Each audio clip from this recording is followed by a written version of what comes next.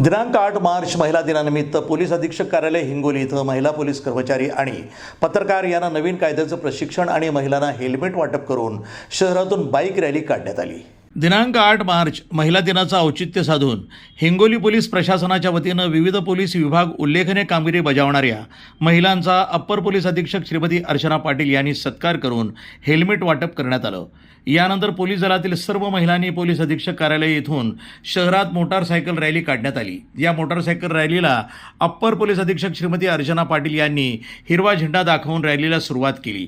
यानंतर रॅलीमध्ये सहभागी झालेल्या सर्व महिलांना अप्पर पोलीस अधीक्षक अर्चना पाटील यांनी पुष्पगुच्छ देऊन सत्कार करत महिला दिनाच्या शुभेच्छा दिल्या। तसंच महिला पोलीस कर्मचारी आणि पत्रकार बांधवांना नवीन कायद्याविषयी प्रशिक्षण देण्यात आलं।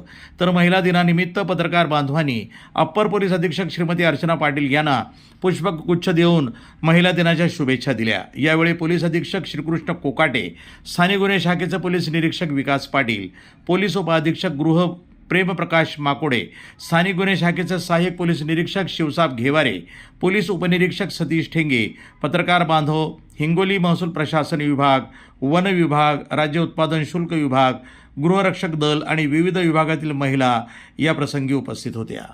दिन तसेच बेटी बचाओ बेटी पढाओ उपक्रमांतर्गत हिंगोली पोलीस दलातर्फे महिलांची बाईक रॅली काढण्यात आली होती। त्यामध्ये हिंगोली पोलीस महिला, त्यानंतर गृहरक्षक दलाच्या महिला, एक्साईज आणि फॉरेस्ट डिपार्टमेंट अशा वेगवेगळ्या डिपार्टमेंटच्या सर्व महिला त्यामध्ये सहभागी झाल्या होत्या आणि एक जवळपास 60 ते 70 महिलांची बाईक रॅली काढण्यात आली होती।